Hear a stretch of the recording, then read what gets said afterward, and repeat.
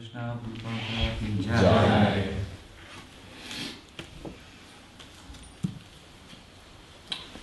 So, morning everyone, welcome.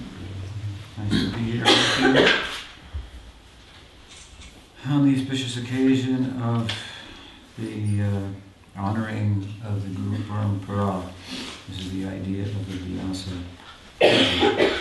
And of course our particular Guru is in the Guru Parampara as well. And so the Vyasa Puja is a puja. Puja means worship, and that means Vyas. So Vyasa is in one respect the Adi Guru, or the original Guru of all the lineages. And why? Because he is the legendary author of all the sacred texts. And if that doesn't make sense to you, then you're in the wrong place. Because our faith in Guru, which is the illuminating influence that enables us to find our guide, to find Krishna locally, so to speak, in a way that he comes to us more so than in any other manner. Such faith that is the bond between Guru and disciple, that is the very life of anyone, for that matter. They are their faith, as the Gita says, Shraddhayam Purushaha, person is their faith. So this is the idea of divine faith, to have a divine life. This is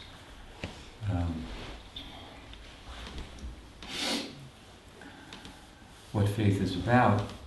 Faith is, again, as I said the other night, that which animates the world. Suspicion leads to suspension. So suspended animation, that we don't want. We want to move, we move freely, and we can move freely in the homeland, in the heart, when faith in Sri Guru is established. This is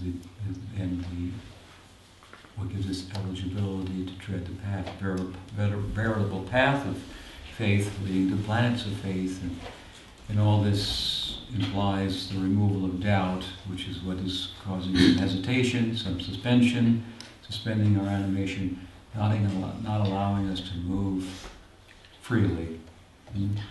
Proceeding we are with caution. Intelligence is the doubter, if you will. That has its advantages and has its disadvantages. We should doubt in its capacity to be comprehensive in terms of a guide for ourselves being constituted of something that's ontologically different and in every way superior to intelligence itself. So how can intelligence alone be the guide of something that is vastly and categorically inferior to? That should be removed.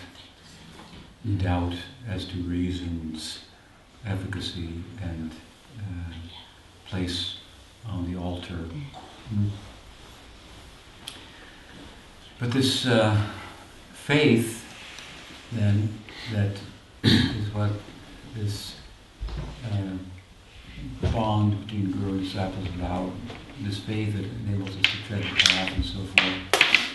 It's obviously not an absence of reason, but it picks up where reason leaves off. And it derives from, the sacred texts. In other words, the Guru, following Vyasa, the author of the sacred text, the editor, the compiler, and so forth.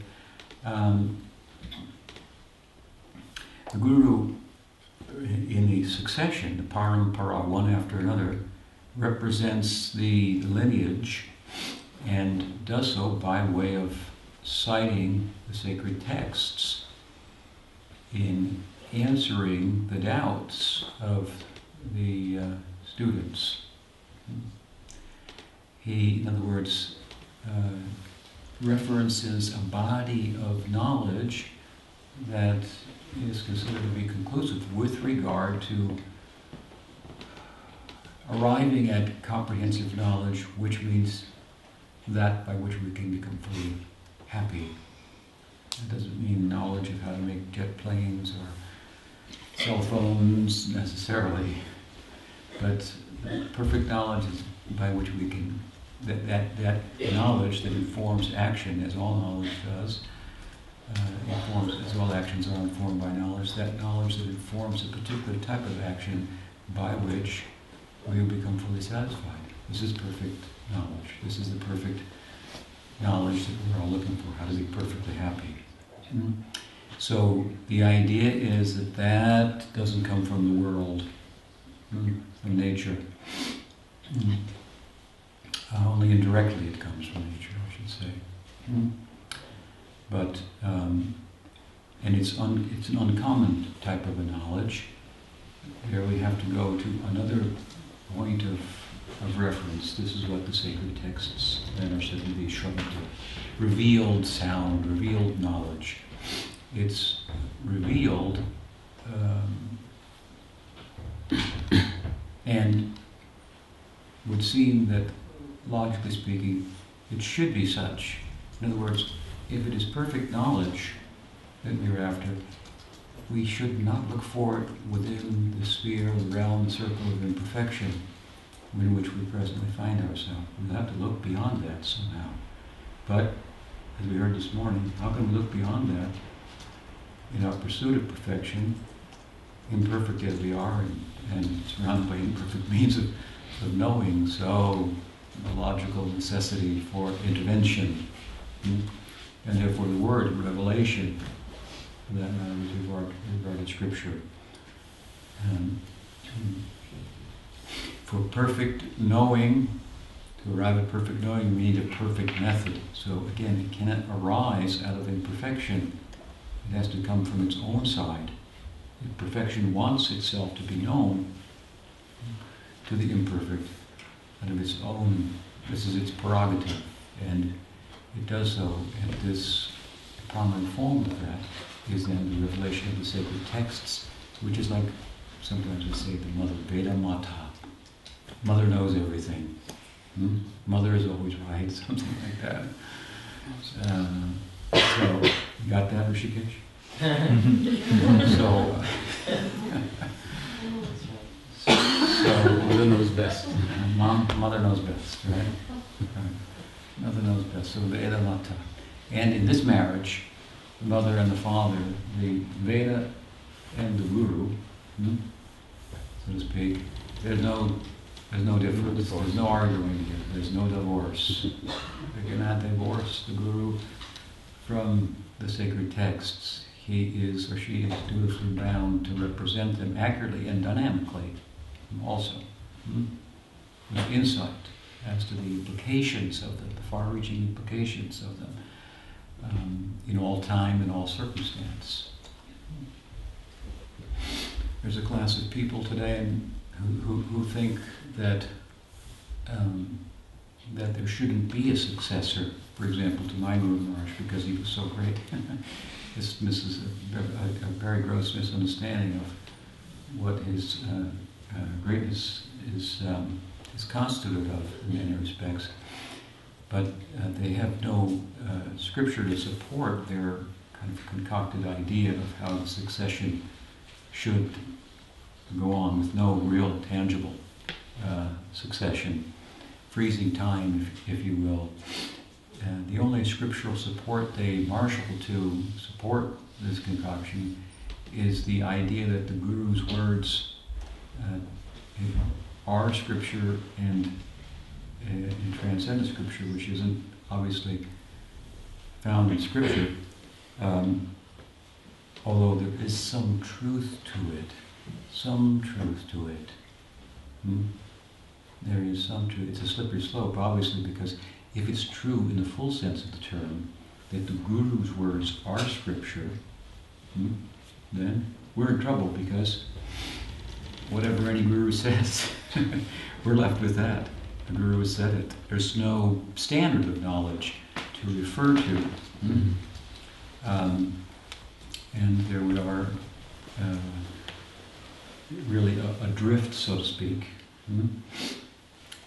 So there's some truth to that, but to understand it entirely. If we do, then this idea that they have is proven to be a bad one. What I mean by that is that there's some truth to it. It means that there is some truth the Guru may speak in ways that are not apparently in the scripture. By way of seeking to shed light on, explain the essential meaning, the spirit of the law. He may speak about the spirit of the law and appear to be contradicting the letter of the law, but demonstrates artfully, of course, that that's not the case.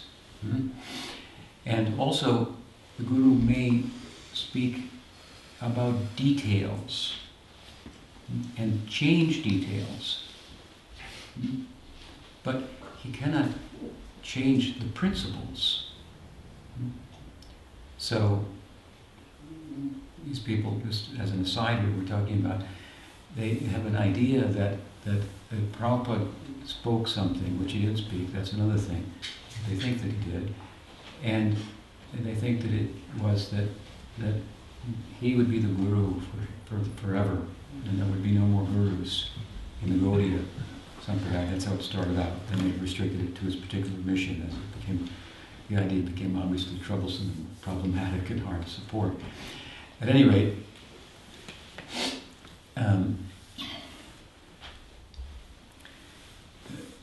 this, they said then, is the Guru has the ability to do such things, to change details. In other words, they want to emphasize the point that there's some dynamism to the Guru. They cited adjustments that Prabhupada's Guru Bhaktisiddhanta made in the Sampradaya that gave it more life and made it more accessible to the public in modern times and so forth, helped to take it across the oceans and through the medium of our Prabhupada, his disciple, primarily, to a large extent. So they want to speak about the idea that the Guru has this kind of dynamism. And of course, that's true, but if the dynamism of innovation, if you will, and the altering of details for the sake of delivering the principle uproots the principle, then we're in great difficulty. And the principle is that when there is a spiritual vacuum or a spiritual necessity, then Krishna says in the Gita, evam parampara praptam. I've arranged this system that another one will follow. The spiritual vacuum comes, if you will, at the time of the disappearance of the Guru. Of course, that's only an appearance. There's only an appearance of a spiritual vacuum. That's why we say the appearance and disappearance, it's the same, really. Disappearing here, appearing somewhere else. But disappearing here, appearing somewhere else means appearing in our own midst, actually. Hopefully, appearing in our own heart. In a deeper sense, the disappearance of the Guru gives us the opportunity to grow, to think, to reflect on the teachings and so forth. And potentially it also affords the opportunity to find further guidance in a plurality of gurus, which brings into focus some relativity that surrounds the absoluteness of the Guru. Disconcerting, but very illuminating, actually. Without this, you don't have much chance to grow, actually. And to be the kind of person that the Guru really embodies for us as a prospect, as an ideal. So, anyway, my point is they've done away with the Guru Parampara in the name of an adjustment, a detail, a dynamism. But the very Guru Parampara is what provides us the opportunity for dynamism, because it means another is coming who will make new adjustments in new time. So if we do away with the prospect of another one coming, then the opportunity, the idea of a dynamic guru, the necessity of that, the value of that, and so forth is all lost. You follow? So not a good idea, a bad idea. Therefore, by and large, the emphasis is that the guru will speak according to the Shastra. There is a standard of knowledge. So we honor the guru Vyasa Puja on this day. The worship of Vyasa means the worship of the whole Guru Parampara, of course not at the exclusion of our particular guru and guide. Bhaktisiddhanta Saraswati Thakur used to hold this kind of ceremony once a year on the appearance day of himself. His disciples would gather, they would offer some homage and so forth, that he would speak, and so the tradition has been carried on.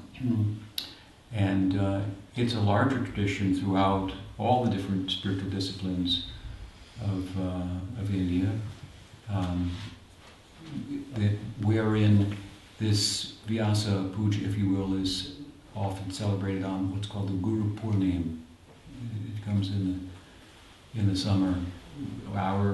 Just to bring it home for us a little bit, our Sanatana Goswami, who in many ways is the architect of our lineage, direct associate of Chaitanya Mahaprabhu, disappeared on the Guru Purnima. What a loss, we think. That day in Vrindavan, everybody, man, woman, and child, shaved their head because he was known as, what is it? Muni Baba, shaved-headed Baba. And so everyone he was so dear to the inhabitants that it is said that even the thieves would come to him for advice to sort out quarrels amongst themselves. And he would give advice to them on the level that they sought it. While at the same time penning books like Brihad Bhagavatamrita and his commentary on the 10th canto of Srimad Bhagavatam, his work in Hari Bhakti Vilas and other texts, which are very profound theological contributions to the lineage and to the religious, theistic, the spiritual community at large in the world. So he was anyway, very dear to everyone, and the evidence of this, without thinking, they all shaved their heads to say we're with him, something like that. That occurs on the Guru Purnima. We honor him on that day. But that is another, anyway, the Guru Purnima form of this Vyasa Puja, honoring Vyas, in this respect, the Adi Guru. There's other ways in which we speak about it, and we'll hear about it from the text we're going to discuss today, that Krishna is the Adi Guru. Of course, Krishna Dvaipayana Vyas, his name is. Vyas means compiler, but this is a particular compiler of the shabda, of the sound. Krishna Dvaipayana Vyas. He's considered to be a particular type of avatar of Krishna, Shaktya Avesh avatar, empowered with the Avesh of the Godhead. In this case, there are different types of empowerment. Avesh means empowerment. Gyan Avesh, empowered with knowledge. The knowledge of the sacred text, which includes, of course, knowledge of Bhagavan and the form of the Godhead, his leelas, and pastimes, and so on and so forth. So we honor him, and he's the author of the text, and so we honor the Guru who speaks according to the text, and one who says this, that, and the other thing and cannot support it from the texts is not given so much serious consideration and is thought to be making it up as he or she goes along, so to speak. But the reference to the text, as I say, is nonetheless dynamic, and so there is some scope for adjusting details to deliver the principle, but we cannot do away with the principle. In the name of being dynamic, we cannot, in the name of what the Guru speaks his Shastra, we cannot say accept what he said that trumps the Shastra altogether. It does away with the principle, and for all intents and purposes, the Guru Parampara, and the prospect of any dynamism by way of adjusting time, and according to time and circumstances, adjusting details in the future. So, we honor Vyasa means we honor the texts, the sacred texts that he authors.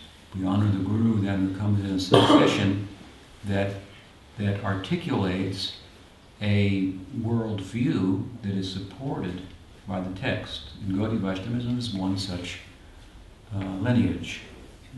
There are other Vaishnava lineages, and there are other non-Vaishnava lineages in all of the sacred schools of India, but all of them agree with this, that are worth their salt, so to speak, agree with this principle.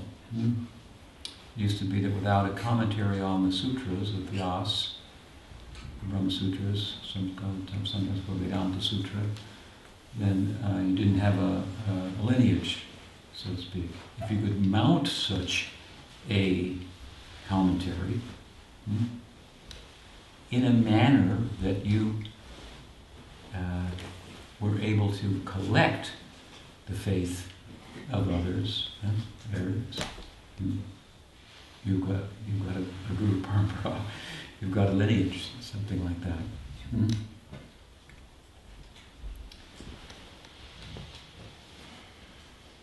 So, you're honoring the Vyasa Puja, and in this regard I wanted to read a little bit from the Chaitanya Charitamrita where Guru Tattva is described, and speak from a few verses that the author, Krishnadas Kaviraj Goswami, cites to explain something about the Guru, something that he feels is important. This comes at the very onset of the book. In fact, it is a commentary. These verses are part of a commentary on the very first two words of the whole text, Chaitanya Charitamrita. And Chaitanya Charitamrita means Chaitanya, consciousness, Charit, character, Amrit, immortal nectar. So the immortal nectar of the character of consciousness. Very interesting idea, because many schools, all of whom honor Vyasa in the sacred texts, as I mentioned, limit their discussion about this subject that must be answered outside of nature, that nature can only indirectly speak about. The subject is us, consciousness, the subjective side, as I said last night and I've said before, the why am I, the existential crisis that consciousness in human dress experiences. Why am I? So, say you're leaving home, you're living on your own. It's funny how it feels when you know that life is real. Those first moments when you think, I better do it myself. Hope it works. But when you understand how big the task really is, you think, I can't do it by myself. To get by in terms of my material necessities, to an extent, I can fight that out, and I will lose. That's for sure. For some time you may survive, but you will lose the battle in the struggle for material existence, to exist materially as you know yourself, as you think yourself to be. Ayurharati Vaipam Sam. Ujjanastam Jayana. So the Bhagavatam says it in a loud way. It's a beautiful verse out on the side. What could speak more loudly to us than the rising and the setting of the sun? If it didn't rise tomorrow, that would be big news. If it didn't set tonight, neither the world would either. But every day it rises and sets, or so it appears, as we move around in circles ourselves. And the rising and the setting of the sun, Ayurharati.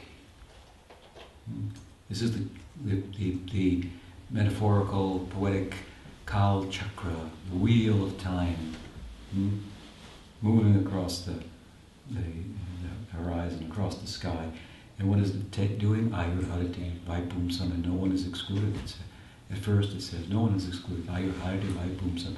All people, their life, Ayurharati, is being taken away by the rising and the setting of the sun. So you will not survive that.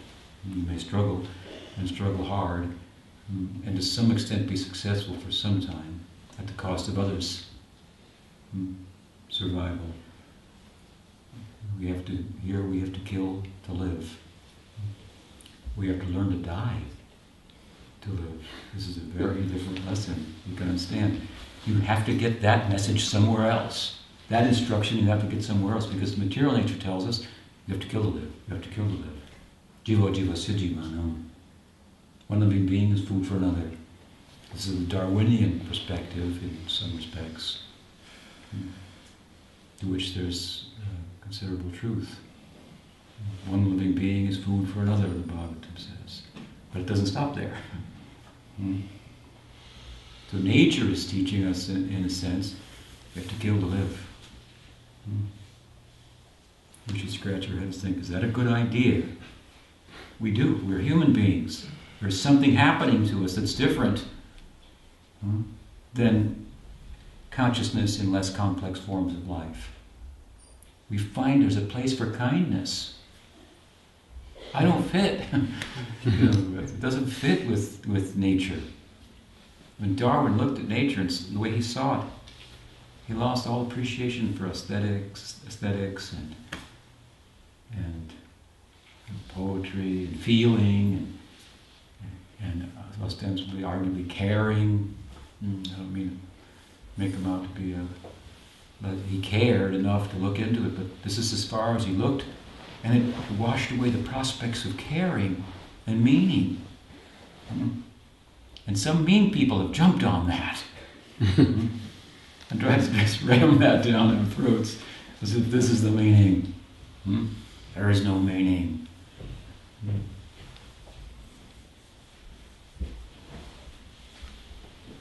There is no ontologically rooted morality even. There's no real reason. There is no good, there is no bad. These kind of ideas. There is maybe some truth in that. That is another thing. In transcendence. You see, everyone is speaking the truth to one extent or another. You just have to turn it a little bit. Turn it a little bit. I won't go into that, but no, we think that as Vedantists, there is a good, relatively speaking, there is a bad. And there is a place for kindness, and it's us. It's why we feel uncomfortable as human beings. Why should we feel uncomfortable as the lords of nature, in a sense? You understand? I mean, we have a great capacity to control over the less complex forms of life. We manipulate nature in so many ways. And we're pursuing that and having successes in that. We're led to believe that we're just perhaps on the verge of conquering the whole thing. We are the gods. We can change the nature of nature. Something like that. The very thing that they deny, that there couldn't be a God that could change nature because it has its laws, nonetheless they're trying to change it. Within the context of the laws, perhaps, to change the way it moves, and they may think. But the reason that we are somewhat uncomfortable in human life, despite our sitting on the throne, if you will, of nature. Nature has provided us a throne here. Fingers. So we can think that we are. There may be consciousness here or there, but we don't find self-consciousness. To see. Of course, then the reason that is an illusion also, but nonetheless, there's a pride. There's a pride in us. We're at the top of the ladder, it's thought, but we're still uncomfortable there. Hmm? We're uncomfortable because we're actually a unit of kindness. Hmm? Actually, we have some sensibility that we have some experience about ourselves in human life. That the self has a potential to give. It's a unit of giving capacity. Hmm? It needs but to find the right object to repose itself in. Hmm?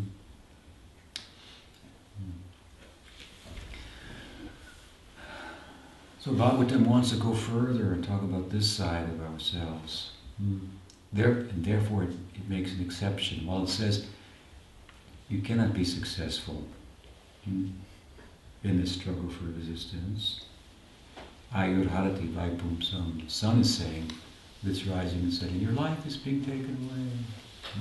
We don't listen to that. But Bhagavatam goes on to say in the same verse, Tasyartya Nitya Uttama Shloka Vartaya. Harati Uttama Shloka. Harati means Ayur Harati, being taken away. Harati, stolen away. The word Hari comes from the same root. It's a name for God. He takes away. His name comes at the end of this verse, Uttama Shloka. He takes away. How does he take away? Not like nature takes away. In a very harsh way, nature is taking away our life. Uttama Shloka, in a very different way, is taking away our life.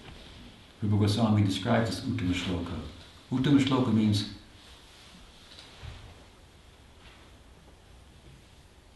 beautiful poetry. Uttam, supreme shloka, like poetry, supremely poetic. He says, Rupa Goswami, don't go to the banks of the Jamuna, where Krishna is standing there in his threefold bending form, playing on his flute, adorned with a peacock feather, because if you go there and you see him, you'll never be able to return to the small world of your so-called friends and enemies and things that are dear to you and so forth. He'll take them all away in a very different way than nature is taking away. And in a more profound way, he will take away.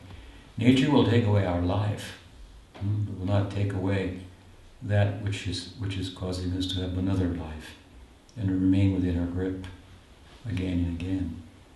But the Uttam Shloka, the poetry of the Bhagavatam, in which he appears before the Rasikas, who find him in the poetry, he's manifest there. In a charming way, he takes away their life. And for that person, the rising and the setting of the sun has no bearing.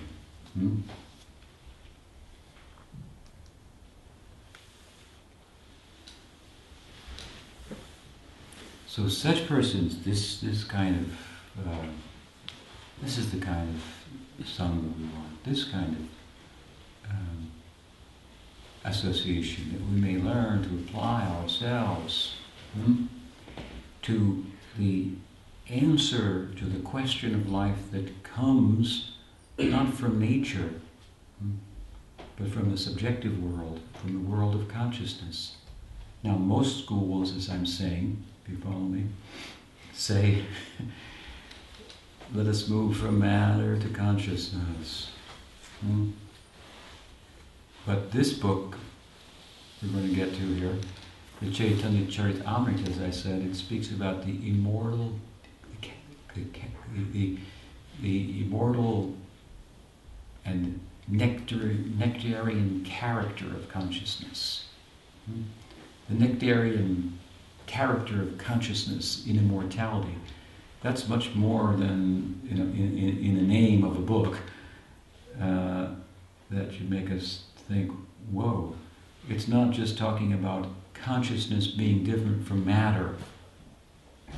That's a big thing, that you are different from matter, that nature cannot be your comprehensive guide. She can be a good guide, no doubt. Rising and the setting of the sun is a pretty loud statement, but how to listen to that? and see what nature is telling us. Nature's promoted us, so to speak, through some type of evolution of consciousness-driven evolution, to the human life. Here we are at the top of the ladder, and nature is telling us you're nothing. It doesn't matter. If you come to the top of the ladder, I can send you back to the bottom again. Whatever you've attained materially is nothing, but human life is valuable to attain materially as much as you use it for pursuing the transcendence of human life. By pursuing wholeheartedly the existential question, and concluding logically that my existential question, which is a question of consciousness, cannot be answered by the objective world, natural world, matter, unless consciousness is matter. But there's no good support for that. The two things that are very different in character, diametrically opposed in character, are the same. And the old world and the present world and the world to come will always be, to one extent or another, and I would say to a larger extent than not, preoccupied with this idea and sensibility that consciousness has more meaning, more value than things, that there's a difference between the two.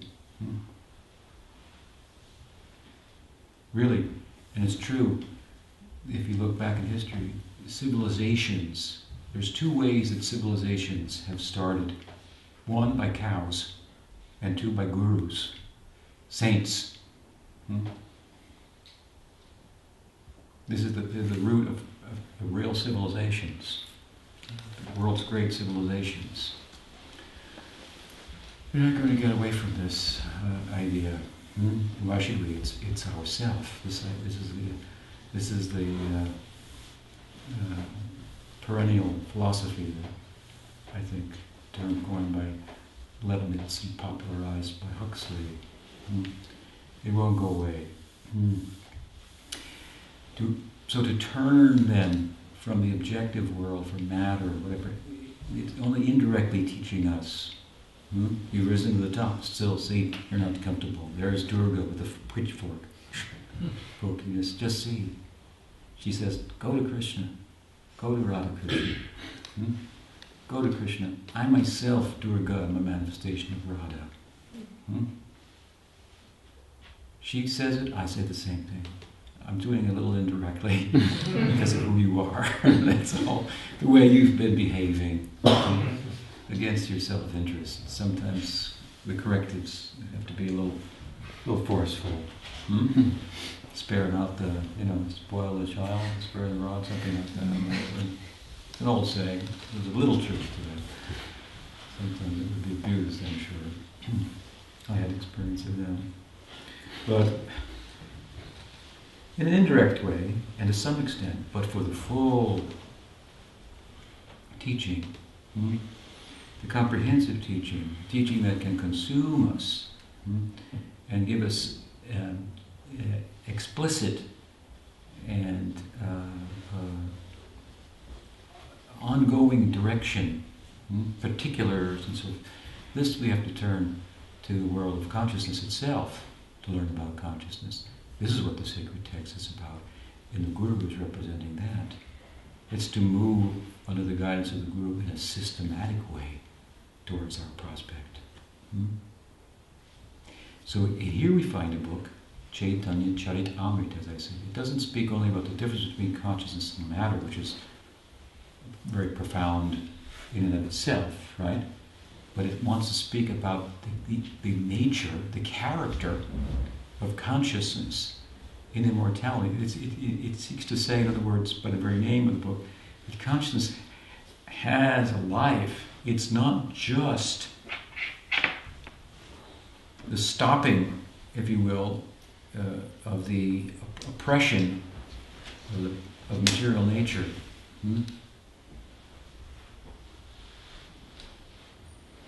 That is, to stop that would be a relief, no doubt.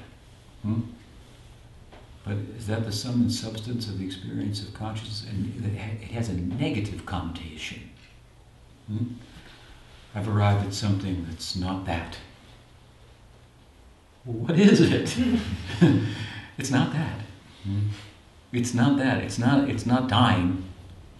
It's not old age, disease, and dying and rebirth. It's not that. It's not that.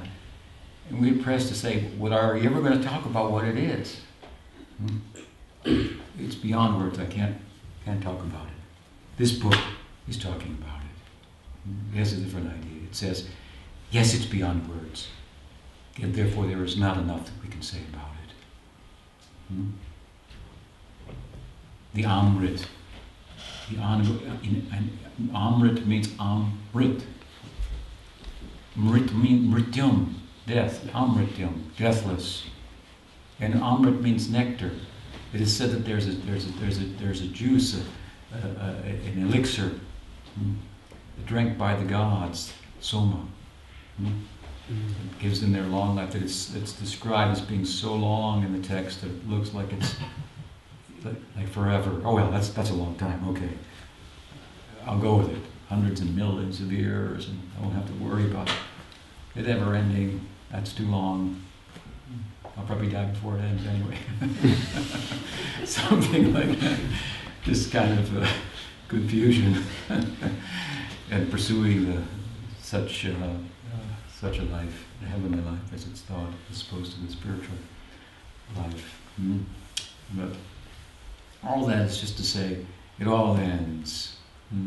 However good you could make it in your head, it's going to come to an end. You have to go outside of your head, if you will, to get to your heart. You have to go outside of that.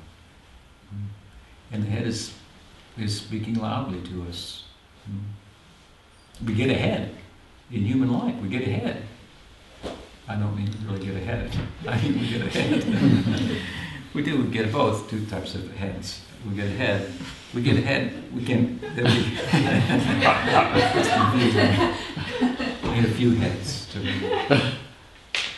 You get ahead. The first person is depicted as four-headed. So Brahma. So the descendants of Brahma. So you get ahead in human life.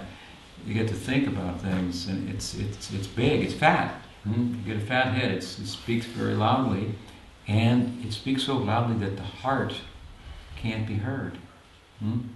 It makes the head makes a wedding relationship with the senses, and then it starts to reason how to gratify them. That what makes us a big animal. Animals are trying to fulfill their basic sensual needs, and they haven't got the same head that we do. Should we use our head just for the same thing? That is a big animal. Or could the head be used for something else? Could the head be used to bring out the heart? That it's there in everybody. Like I said, even the thieves want to divide the loot honestly, fairly. Even the thieves want to give in charity, the mafias to somebody, for example. No, we should use the head to soften the heart, to let the heart come out. But this is difficult. So,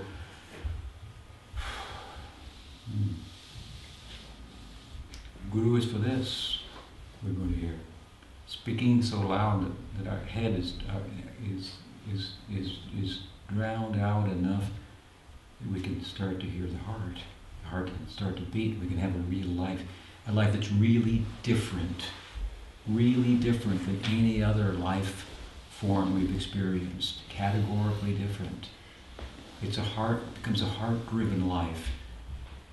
It means a giving life rather than a life that's, as I said, that we kill in order to live, we take in order to live, an exploiting life, a giving life, living and giving and thereby living. It's very different. He says it's a very different kind of life than any other form of life. But to put our head in place, so to speak, this is not the difference really between human life and animal life, that we have the power to reason. That is a difference. But there's a bigger difference, is that we have the capacity to love, to do things voluntarily, in a big way, to give. And that actually tends to contradict the head, because the head would tell us if you give, you end up with less. But the experience is that many times we end up with more. More of what? Not necessarily things. Maybe subtle things, like the praise of others. But if we really give, we aren't interested in that either. We're getting something more than that. And the fact that we get it, we are getting something more of that is evidenced in that those who actually give, without expectation of getting, in praise of themselves, are able to find their own faults.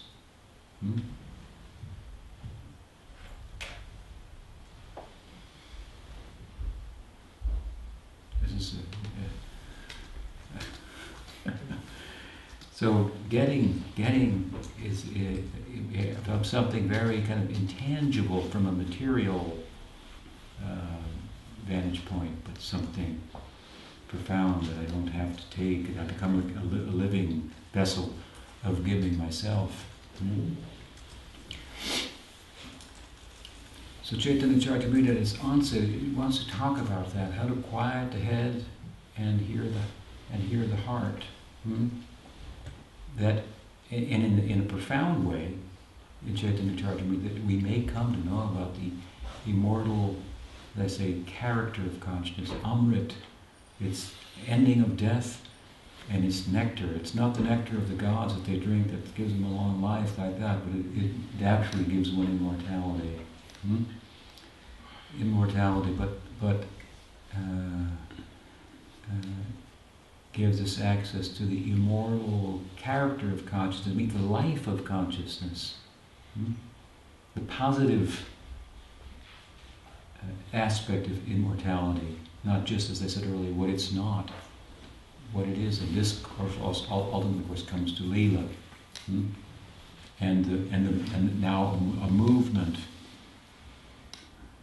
that looks similar but categorically different in the movement of material life, a movement out of fullness rather than out of emptiness, a movement of giving rather than a movement based on the need to take and fend off and defend oneself and so forth. This kind of fearful life, beyond fear, no exploitation, no taking. This is a very artful and beautiful kind of movement. And deep, deep within that movement, we find Krishna Leela. There is Ram Leela, Narayan Leela, this Leela, that Leela, and then Krishna Leela. And deep, deep, deep within Krishna Leela, as far as you can go. If you look at Krishna, you see Krishna. Look closer, the Gaudiyas say. What do you see? Look closer. Think about this. Now what do you see? I see Radha. You see Radha and Krishna? Yes. Look again. Do you see Radha and Krishna? Yes. Again. Do you see Radha and Krishna? No, I only see Radha. No. Krishna's moving even to the background. Look again, what do you see? Again. We look again, we find the one became two. Amongst the two, one started to take precedence. The love of Krishna started to take precedence over Krishna, and as I looked in that direction, then the two became one in Chaitanya. If you look at Krishna Leela, if you look at Krishna, first glance you find him, then you see Radha Krishna. Then you keep looking carefully, you see, oh, the prominence of Radha. She's, in one sense, the guru of Krishna, so on and so forth. The supremacy of bhakti, of love. And then we find, look again, and suddenly it's become as Chaitanya. Radha Bhava Duti Sulitam Nomi Krishna Surupam. Don't think for a minute that this idea that Chaitanya Mahaprabhu is God is some type of stretch of the sacred texts. We'll get to that tomorrow. The Goswamis have so profoundly, so powerfully pointed this out, this undeniable conclusion. If you get their argument about Krishna in the first place, which is also a very good argument, to say the least. So, Chaitanya Charitamrita, this is the book. Of course, we have the appearance of Chaitanya Mahaprabhu tomorrow that we're celebrating. But this book begins with the words Vande Guru, so it offers respect to the Guru, the very first two words of the book on the immortal nectar character of consciousness. Vande Gurun, and Gurun is in the plural, so there's a plurality of gurus that Krishna's Kaviraj wants us to enter into, which makes for the possibility of our understanding the absolute and the relative nature of the Guru. Both sides, very important, very interesting. He restricts himself here in the text in terms of speaking of a plurality of guru to two types of gurus, the initiating guru and the instructing guru, the diksha and the siksha gurus. There are other types of gurus as well. There may be the sannyas guru.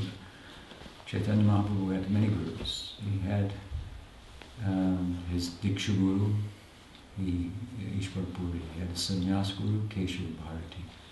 He had his Ragmar guru, Kibovi Prokibanashi Shutrakanina, Ye Krishna Tattveta, say Guru I. This is his pranam to Ramananda, his Ragmar guru. Ye Krishna Tattveta, Kibovi Prokibanashi Shutrakanina, Ye Krishna Tattveta, Ye Krishna Tattveta. It gets very plural now. Ye Krishna Tattveta, say Guru I. He says, it doesn't matter. Ramananda was, of course, from ostensibly a lower class in the Hindu class structures of society. And Chaitanya Mahaprabhu was from the higher, but he was taking instructions from him. He said, it doesn't matter. He says, I'm spiritual. Whether it's a man or a woman, black or white, Sudra, a Brahmin, a warrior, it has no bearing to me. If that person knows Krishna, that person is my guru. I go there. If the person knows Krishna, then I'm at his feet. I'm at her feet. If she's older than me, younger than me, fatter, thinner, it doesn't make any difference. More beautiful, ugly. This is beauty. He wants to take it to a whole other level. A spiritual idea of guru. So, in the context of finding his guru, his Rag Guru, he found a guru everywhere. Whoever could help me with my problem. My longing for Krishna. He was at such a point. Longing for Krishna. Whoever could help me with that. This is obviously a culture of respect for others. He is the one who taught. Amanina Mahadina. Kirtaniya Sadahari. And if we move to respect others, expect no honor for yourself. When you have developed such a longing for Krishna that he speaks later on in Shikshastakam, Ayinandatanoja Kingaram, Patitam, Vishameva Bangada, Kripaya Tava Palapankaja, Stitudlisadisham Vachinitaya, Nanam Galadashrudaya. I'm helpless. All I can do is cry. He's saying, my hairs are standing on end. How can I go in public like that? Look at me. I'm a mess. I'm needy. When one becomes so needy, the whole world is answering to the cause. Nature stands up and looks at that and thinks, oh my God. So needy he is. So needy she is for my own source. I become servant to that. The environment starts to work then in favor, as a favorable wind. This sense, nature then becomes the guru. In a prominent sense, he can learn lessons profound lessons about himself, even from nature, who's subordinate to consciousness. Now, seeing consciousness come out in the full with this kind of yearning for union with dynamic union and love with God, she's also serving. So, Vande Gurun, a plurality of gurus. As I say, here in the beginning he restricts himself to speaking about two types of guru, the Diksha and the Siksha guru. But as we see, as I'm citing here later on in the text, the plurality of gurus is very much played out in Gaudiya Vaishnavism. And of course, it's not at the cost of the respect of any of them.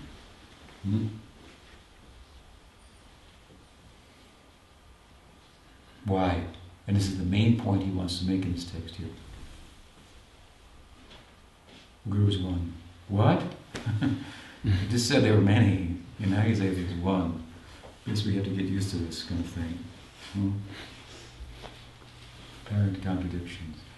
The Guru is one, appearing in many forms. So he wants to make this point here. He wants to make the point that the Guru is Krishna. He resides in the heart. We're so enamored by our fat head that we've gotten in human life that we stop listening to our heart. In the beginning, the head wasn't so fat, so as a child, the heart was coming out more. We were prepared to express our neediness without any problem. We would cry and run to a stranger for help. But the head grew and the heart shrunk. Something like that.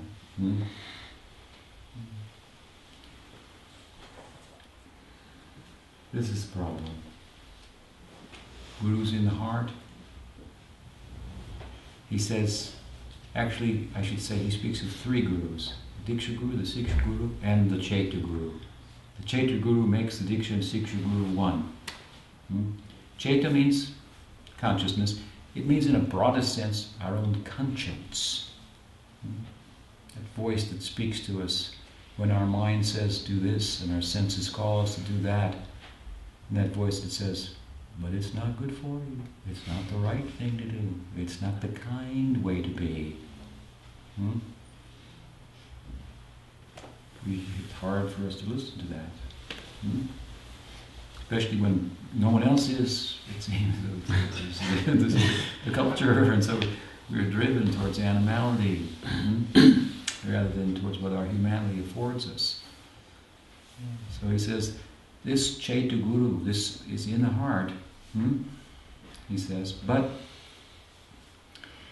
out of his infinite kindness, he comes outside of the heart and stands before us as the Mahant, Sadhu. And he performs the function of Diksha and Siksha. Diksha means to impart the wisdom. It's a transmission of Divya Gyan, transcendental knowledge, in the form of a mantra. Then the Siksha is the instructions, how to unfold the package, how to open the package. He's given it, it's a gift, so it's gift wrapped. Very nicely. And the Siksha has to come, you get the packet, how to figure this thing out. Oh look, they gave me this, how does it work? And we open the book, and those are always harder to read, and more troublesome. You want to skip to it, no, don't skip over that. The Diksha without Siksha, it's like a boat without a captain. And some people say, well, therefore Siksha is more important, so who needs Diksha? Siksha without Diksha, like a captain without a boat. Not a good idea. We need both. Of course, one manifestation of Guru can function in both capacities, and of course, for the most part, does. But there can at the same time be a plurality of manifestations of Guru who give us Siksha over the course of our spiritual progress. Therefore, the Siksha Guru tends to be more of a plurality, dealing with instruction, which is varied, and which are numerous. And the Diksha tends to be singular, one Diksha Guru, because there's one mantra to give. Maybe a couple, but it's given once, and it's given and you've got it. No need to get it again if you've got it from the right Guru, but there's a need for what it's all about to unfold through hearing good instruction that will enable us to pursue a course by which that mantra will unfold itself in the context of really using the gift, if you will, to chant the mantra. Pay attention to that and so forth. And there are things that we can do that help us to pay attention, understand the importance of doing it and so forth. Corner us, so to speak, with so much instruction like, this is the most important thing. I know it doesn't look like it. You sit there and you just, do nothing, it seems, but no, this is the big thing. Hearing, chanting, so forth. So, the Chaita Guru, Guru in the heart, it means the homeland is in the heart there. That's there. This has to be excavated. The heart has to be opened, explored. There are many things in there that have to come out. Krishna's there, deeply buried in there, under so many other things. And the connection, he comes outside, speaks to us louder than our head, and turns us in the direction of our heart and our prospect. He gives the mantra, and what is the mantra? The form of God. That tells you something about the form. We're talking about forms of God.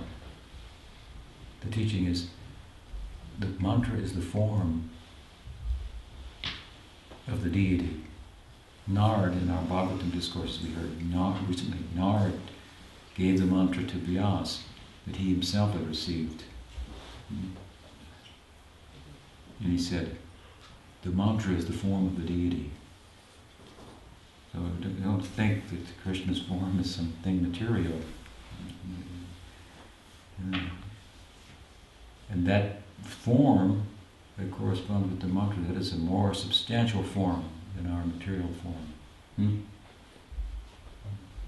So proper chanting of the mantra, he appears in the mantra, and in a particular way also, relative to our prospect, our potential, and so forth. Arranged by Krishna. Brahmanda Brahmite Kon Bhagyavan Jeev Guru Krishna Prasade Bhai Bhakti Lataveja. Krishna sends the Guru. Who can argue with him? Your choice. Is it your choice? Krishna sends the Guru. And what does he do? Even before we can choose, he's engaging us. That is called Agyata Sukriti. Without our knowing, Bhagavan, through the form of the Guru, is taking us in the direction of bhakti. Does Krishna not know what he wants, what service he might want to accept from us in eternity? There may be some destiny. It's possible to think about it like that, of the soul. But upon contact with the Swarup Shakti of bhakti, causes us to respond in a particular way, and have a particular relationship with Bhagavan, or to not have a relationship. Depends how you respond to that opportunity of bhakti. So some determination perhaps, and some will on our part. Compatibilist position between determination and free will is the position of Baladev Vijayabhushan, the great Vedanta, Gaudiya Vedanta commentator on the sutras. But here we put some emphasis on the other side. Krishna sends the Guru, and the Guru forcefully comes. It speaks louder than our head. We had many thoughts in the head. What would be our prospect, who we are in life,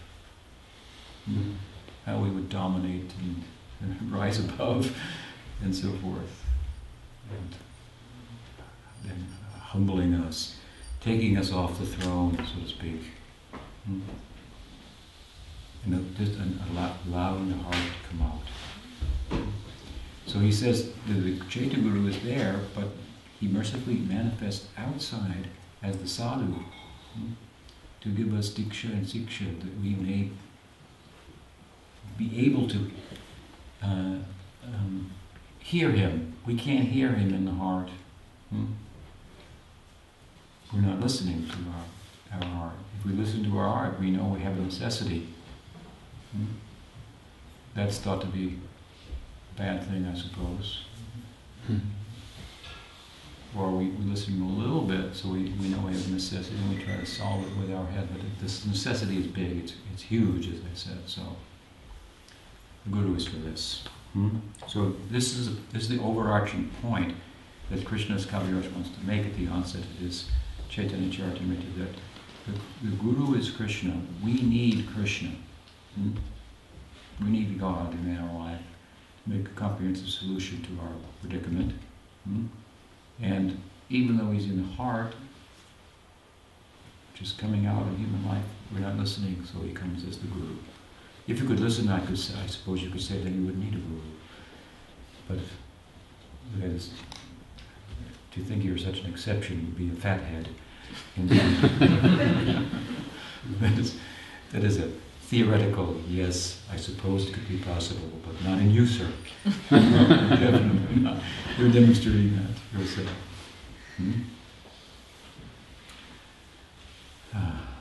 So, then what he does, Krishnadas Kaviraj, he explains this idea. He wants to say that the Guru is not a foreign imposition upon us. It's natural. It's our heart, so to speak, it's prospect coming before us to exemplify and what we could be, and instruct how we could become such. Chart the course and provide the favorable winds of good instruction and so forth. And so, in order to support his point, then he wants to cite from the sacred texts. So he cites 9 verses from the sacred text. As I said at the beginning, right? The Guru is not just makes it up as he goes along, but there's a body of knowledge, this revealed knowledge that he is wedded to, so to speak. So Vedamata.